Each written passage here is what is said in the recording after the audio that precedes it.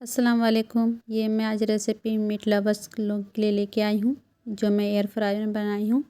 सबसे पहले मैंने नाइफ़ से एक साइड पूरा उसे छेद कर लिया है और उसके बाद दूसरे साइड में मैंने उसे कट लगाया है और इसमें मैंने नमक, कुटी हुई गोल की और रेड चिली पाउडर लगा के अच्छे से उसे मिला लिया।